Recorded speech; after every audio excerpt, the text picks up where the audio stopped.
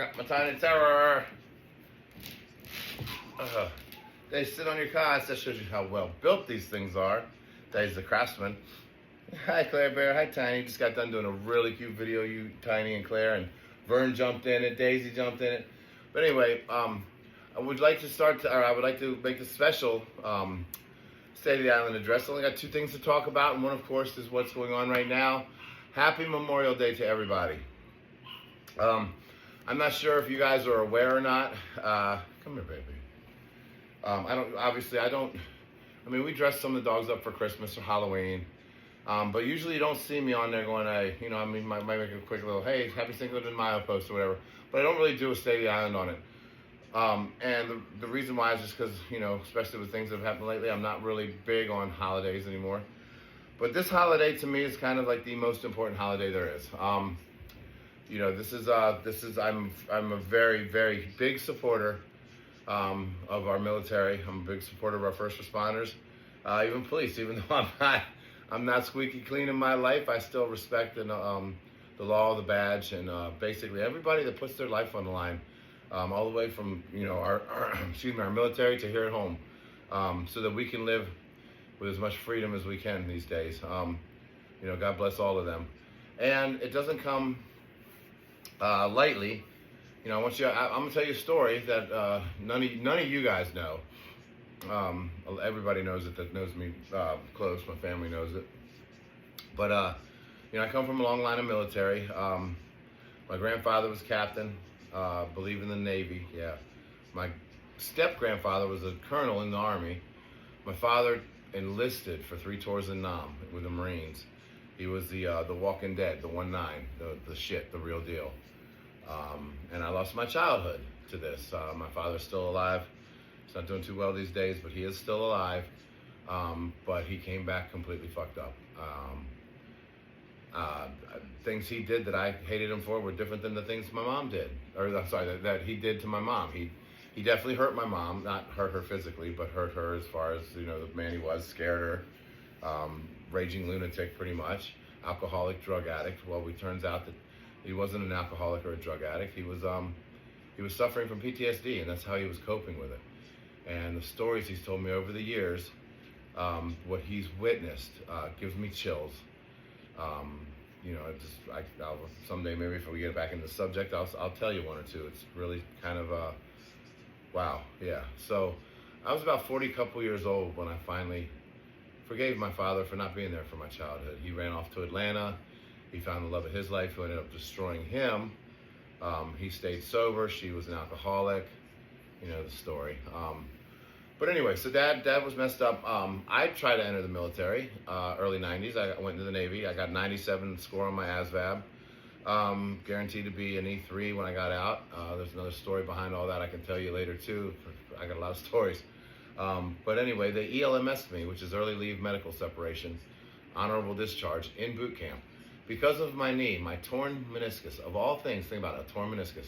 Not like MCL, ACL, PCL, any of that stuff. No, a meniscus, which now, because I've had 2 or 3 of them since, I can literally go in, have it scoped, and go back to lifting the next day. But they would lock up. I was there for less than a week, and as soon as it happened, as soon as my knee locked up, boom, separations camp. Which, if I can say it, again, I won't get into it too much, if I can be proud of the story there, within 2 days, this is when the Bulls were going on their third repeat, or their second three-peat. No, I'm sorry, the end of their first three-peat. And they made me RPOC, which is Recruit Chief Petty Officer. So the time I was there with the drug addicts and love-starved boyfriends, I was the smartest kid with Down syndrome. So they put me in charge. I was up till 11:30, 12 o'clock at night every night watching the games, because the Chiefs would let me sit up and watch the games with them, but then we had to be up at 4 in the morning because separations, the dipshits, the rejects, they got to be up and feed earlier before everybody. So that's it. But the reason I'm telling you all this is a long line of military friends. My son, happy birthday, Alex. It's his birthday today, too. He went into the Air Force. He had a better criminal record than I did. I had, believe it or not, back then, the Air Force, I was kept from the Air Force because of my background, which there was a bad check written, which wasn't my fault. That's another story, for $30 or some shit like that. That was on my record. and some parking, or not parking, with traffic tickets. And that kept me out of the Air Force, believe it or not, back then.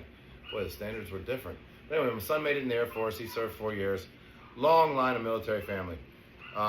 So I respect the military. I respect the life that I lived. I had to learn and realize that my father was not my father because he was a national treasure. He was destined to be something much greater than just my dad. And, you know, I probably suffered from this, yes. And, of course, you can't comprehend it in this manner as a child. And I probably am lacking in a lot of ways that, you know, a father figure could have helped. My stepdad was a great father figure. He also, even though civilian, worked for the Department of Defense. He was a G-15 or 16, whatever the highest level is. Went on every maiden nuclear Trident submarine voyage there was because he designed all the computer components for him.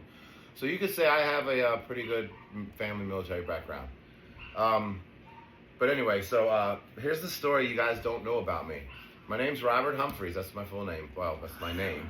But what you don't know is that my full name is Robert Lincoln Humphreys III.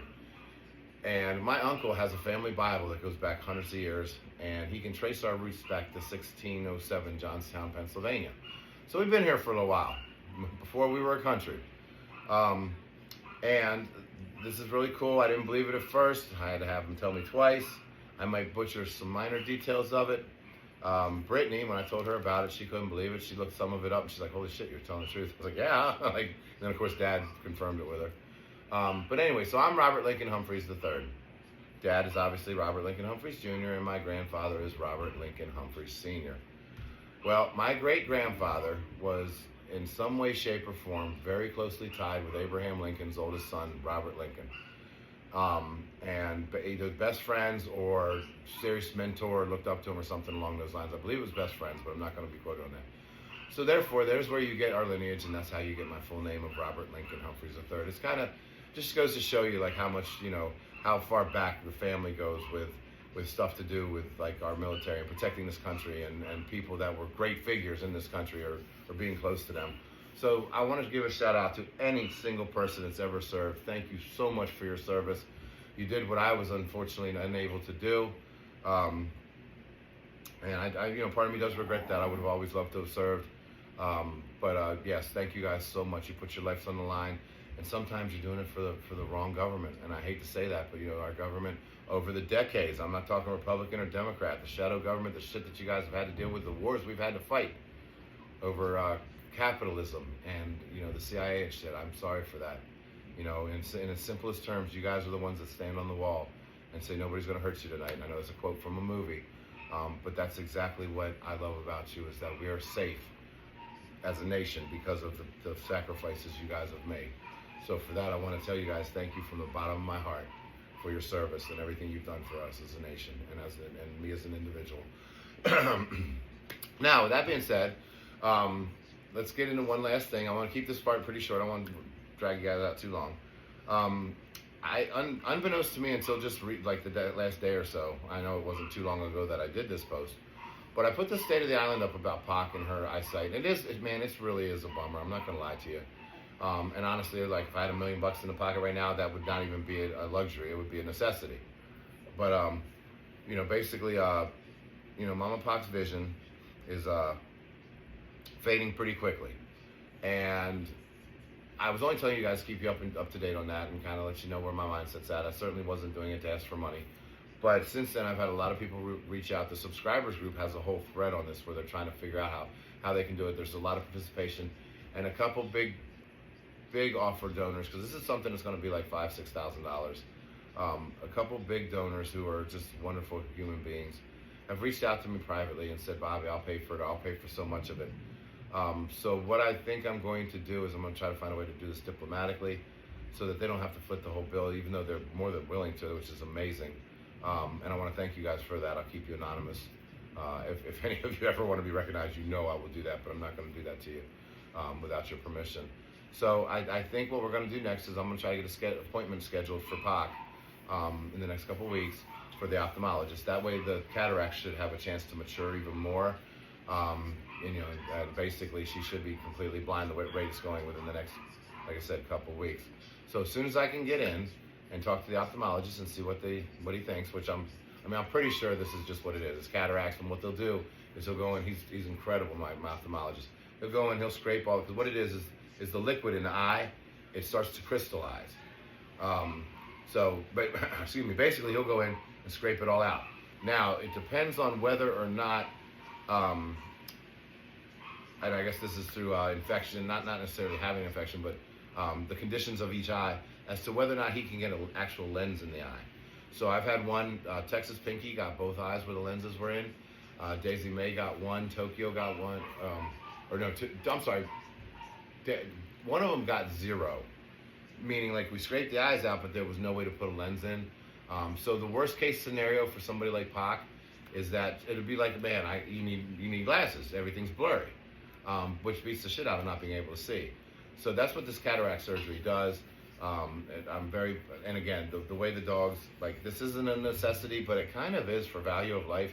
When you see the difference of how, they act when they're apprehensive and they're nervous and they can't see and they don't know what's going on and they don't know who's laying next to them and whatnot. And then when they can see again, it's just amazing. So this is a beautiful thing, you guys. Thank you so much. Everything else is put on the back burner, the water heater, everything. This is more important. Or not the water heater, the water softener. This is way more important. And I'm not gonna turn this one down. If you guys want to help out and do this, I'd say let's do it. And I can't thank you enough, because that goes right to her eyes, and that's what's most important. So thank you guys so much. Have a happy Memorial Day. Thank you for listening to me ramble once again. As Claire Bear beats up on Tiny, as always, I'll put a follow-up post on this where she was just kicking the living daylights out of him, right, buddy? In the next video in a little while. Thank you guys so much, and you have a great Memorial Day. Have some cookouts, have some good food. Red, white, and blue, go America.